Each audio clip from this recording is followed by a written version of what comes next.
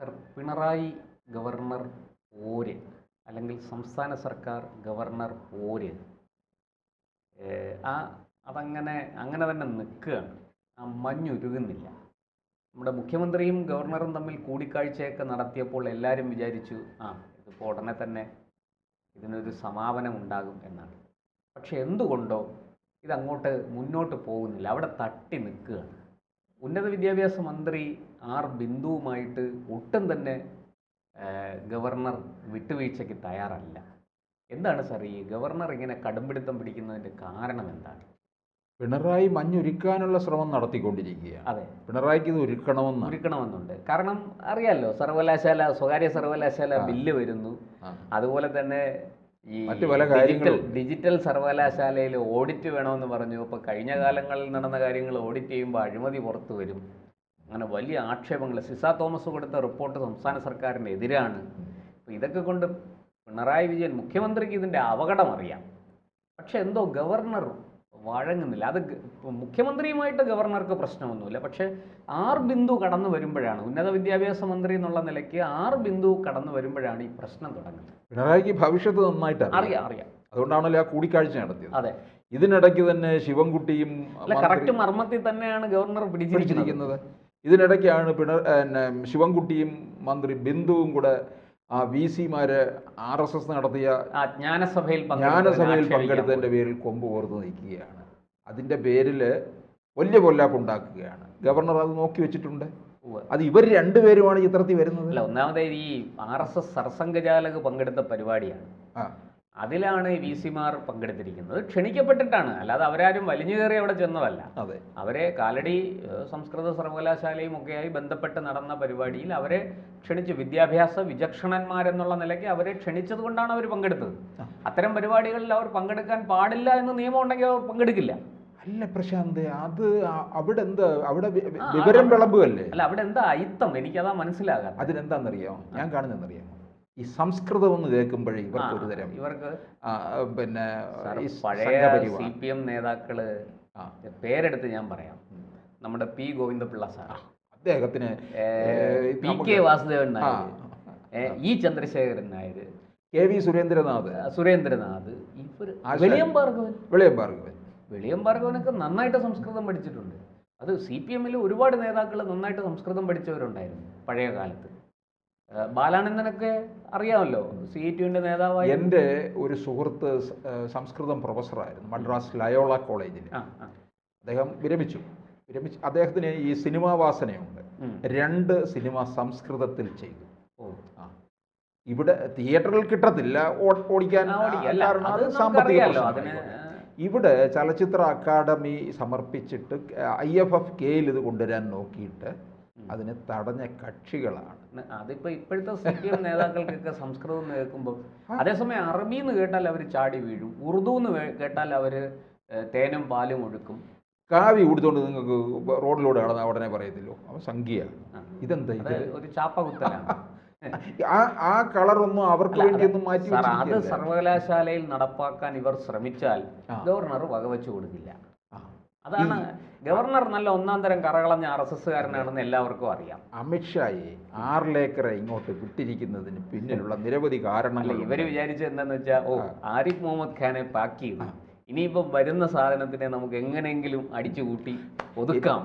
എനിക്കിപ്പോഴും ഓർമ്മ വരുന്നത്, ഈ ആരോ ഒരാൾ ആർലേക്കറിൽ വന്നു കഴിഞ്ഞപ്പോൾ അദ്ദേഹം ഈ പറഞ്ഞതുപോലെ മഞ്ഞുരുകി എല്ലാം തണുത്തു എന്നാണ്. പക്ഷെ ഒരാൾ ഉപമിച്ചു, അണലിപ്പാമ്പിനെ പോലെയാണ് ആർലേക്കർ. അണലിപ്പാമ്പ് എന്ന് പറഞ്ഞാൽ അവൻ ഇങ്ങനെ കിടക്കും, ശാന്തനായിട്ട് കിടക്കും. നമ്മൾ അതിൻ്റെ അടുക്ക കൂടെ ഒന്നും പോയാലൊന്നും അത് ഒന്നും ചെയ്യും പോകത്തില്ല. പക്ഷെ അവൻ കടിച്ച തീർന്നത് തന്നെയാണ്. ആ അണലിപ്പാമ്പിനെയാണ് ഇവിടെ ആർലേക്കർ എന്നാണ് പറഞ്ഞിരിക്കുന്നത്. കാരണം നമ്മൾ പറഞ്ഞിട്ടുള്ള കാര്യങ്ങളാണ്. അമിത്ഷാ ഇങ്ങോട്ട് വിട്ടിട്ടുണ്ട്, നിരവധി കാര്യങ്ങളുണ്ട്. ഇങ്ങോട്ട് ഓരോന്നോരോന്ന് എടുത്തു കഴിഞ്ഞാൽ താഴോട്ട് വരുമ്പോൾ ഇവിടെ അമിത്ഷാ കേരളത്തിൽ പ്രധാനപ്പെട്ട ലക്ഷ്യം SFIയുടെ ചീട്ട് കീറുക എന്നുള്ളതാണ്. ഈ ഞാൻ ചോദിച്ചോട്ടെ, ആരിഫ് മുഹമ്മദ് ഖാനെ ഈ SFIക്കാര് എന്തെല്ലാം തോന്നിവാസങ്ങളാ കൊണ്ടാണ് നേരിട്ടത്? ഇതൊക്കെ ഒരു വിദ്യാർത്ഥി സംഘടനയ്ക്ക് ചേരുന്നതാണോ? നമ്മളിപ്പോൾ കഴിഞ്ഞ 2-3 ദിവസമായിട്ട് ചർച്ച ചെയ്തുകൊണ്ടിരിക്കുന്ന ഈ പിന്നെ VS-ഉം ക്യാപിറ്റൽ പണിഷ്മെൻറ്റും സുരേഷ് കുറുപ്പും ഒക്കെ നമ്മൾ ചർച്ച ചെയ്യുന്നുണ്ടല്ലോ. ഈ Suresh Kurup university union chairman ആയിരിക്കുന്ന കാലത്തൊക്കെ ഞാനൊക്കെ കോളേജിലാണ്. അന്ന് സുരേഷ് കുറുപ്പിൻ്റെ പ്രസ്ഥാനത്തിലാണ് നമ്മളെന്ന് പറയുമ്പോൾ നമുക്കൊരു വലിയ അഭിമാനമായിരുന്നു. സുരേഷ് കുറുപ്പ് SFIയിലൂടെ വളർന്നു വന്ന ആളാണ്. സുരേഷ് കുറുപ്പിൻ്റെ സ്റ്റാൻഡേർഡ് എവിടെ നിൽക്കുന്നു? ഇന്നത്തെ ആർഷോയുടെ സ്റ്റാൻഡേർഡ്. ആർഷോയുടെ, അതെ, കറക്റ്റ്, അതാണ്. ഈ ആർഷോയൊക്കെ MLA ആകും, MP ആകും, CPM കേരളത്തിൽ ഉണ്ടെങ്കിൽ AR റഹീമായില്ലേ, അതുപോലെ ആർഷോയും ആകുമായിരിക്കും. സുരേഷ് കുറുപ്പ് ഈ മികച്ച പാർലമെന്റേറിയൻ, ഒരു പിന്നെ അദ്ദേഹം ഈ വലിയ ഒരു പിന്നെ എഴുത്തുകാരുടെ ഇടയിലും ബുദ്ധിജീവികളുടെ ഇടയിലും ഒക്കെ നിറഞ്ഞു നിന്ന ഒരു സജീവ പാർട്ടി പ്രവർത്തകനാണ്. ഇത് പറയാൻ കാര്യം SFIയുടെ ഈ സംസ്കാരം ആണ്. ആ സംസ്കാരമല്ലേ അവർ ഗവർണറുടെ നേരെ ഉപയോഗിച്ച സഭയുടെ സംസ്കാരം നമ്മൾ കേരളം മുഴുവൻ കണ്ടതാണ്. പാലക്കാട് വിക്ടോറിയ കോളേജിൽ കണ്ടു, മഹാരാജാസിൽ കണ്ടു, പിന്നെ പത്തനംതിട്ട കാതലിക്കറ്റ് കോളേജിൽ, തിരുവനന്തപുരത്ത് യൂണിവേഴ്സിറ്റി കോളേജിൽ ദിവസവും പത്തനംതിട്ട കാതലിക്കറ്റ് കോളേജിൽ അവിടെ പ്രിൻസിപ്പളിൻ്റെ മുറിയുടെ മുമ്പിലിരുന്ന് മുദ്രാവാക്യം വിളിച്ചു, കയ്യും വെട്ടും കാലും വെട്ടും. പിന്നെ പറയുന്നത് ആരെന്നറിയാമോ? ചെന്നിത്തലയുടെ മക്കളല്ല, ഉമ്മൻചാണ്ടിയുടെ മക്കളല്ല, പിന്നെ ആരെന്നറിയാമോ? അറിയാം, കേൾക്കുമ്പോഴേ അറിയാമല്ലോ, പിണറായിയുടെ കൊച്ചുമക്കളാണെന്ന് അല്ലേ സാർ. ഇവിടെ നമ്മളെ കേരള സർവകലാശാലയിൽ പ്രശ്നം കേരള സർവകലാശാലയിലാണ് തുടങ്ങിയിരിക്കുന്നത്. അതായത് ഈ രജിസ്ട്രാറുമായി ബന്ധപ്പെട്ട് നടപടി പിൻവലിക്കണം എന്നാണ് ഉന്നത വിദ്യാഭ്യാസ മന്ത്രി R. ബിന്ദുവിൻ്റെ ആവശ്യം. ഗവർണർ അതിന് വഴങ്ങുന്നില്ല. രജിസ്ട്രാറെ സസ്പെൻഡ് ചെയ്തു. ഇനി അന്വേഷണ വിധേയമായിട്ട് പുറത്ത് നിൽക്കട്ടെ, അത് കഴിഞ്ഞ് ആലോചിക്കാം, സർവീസിൽ പ്രവേശിപ്പിക്കാം, അത് കഴിഞ്ഞ് ആലോചിക്കാം. ഇതാണ് ഗവർണറുടെയും VC-യുടെയും നിലപാട്. VC വളരെ കൃത്യമായിട്ട് റിപ്പോർട്ട് കൊടുത്തിട്ടുണ്ട്.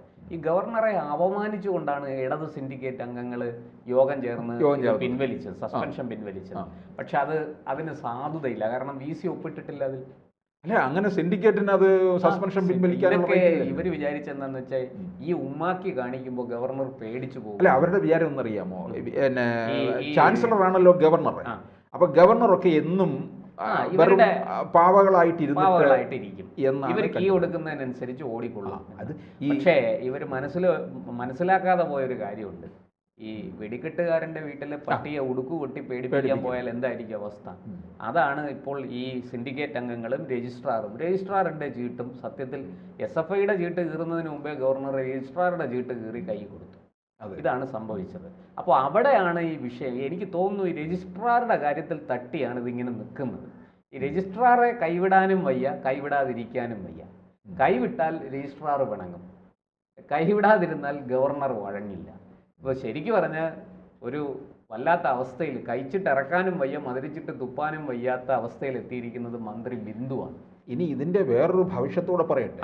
കേരള സർവകലാശാല, ഈ സർവകലാശാല രൂപീകൃതമായ സമയത്ത് അന്ന് ചിത്തിര തിരുനാൾ ബാലരാമവർമ്മ മഹാരാജ് അദ്ദേഹം ഈ പിന്നെ VC ഒരു വൈസ് ചാൻസലറെ വേണമെന്ന് ആലോചിച്ചപ്പോൾ അദ്ദേഹം പറഞ്ഞു, നമുക്ക് ആൽബർട്ട് ഐൻസ്റ്റീനെ വിളിക്കാം. ഇത് ഇപ്പൊ കേൾക്കുമ്പോൾ നമുക്ക് തമാശ തോന്നും. CP രാമസ്വാമി അദ്ദേഹത്തിന് അങ്ങനെ കൊണ്ടുവന്നൊരു സർവകലാശാലയാണ്. ഇന്ന് ഇത്തരത്തിൽ ഉള്ള ഈ പോരാട്ടം നടക്കുന്നത് കൊണ്ട് നമ്മുടെ കുട്ടികളൊന്നും തന്നെ ഇവിടെ നിൽക്കുന്നില്ല.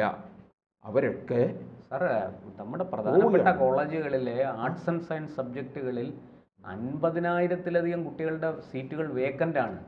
എന്തുകൊണ്ട്? ഈ പിന്നെ നമ്മുടെ സർവകലാശാല, കേരള സർവകലാശാല എന്ന് പറയുമ്പോൾ കുട്ടികൾ ഇവിടെ ഇന്നത്തെ കുട്ടികളൊന്നും വന്നിങ്ങനെ സമരം ചെയ്യാനും മുദ്രാവാക്യം വിളിക്കാനും അവർക്ക് പഠിക്കണം ഒന്നും ഉള്ളവരല്ല. അവർക്ക് അവരുടെ ഭാവി ജീവിതത്തെക്കുറിച്ച് അവർക്ക് സ്വപ്നങ്ങളുണ്ട്.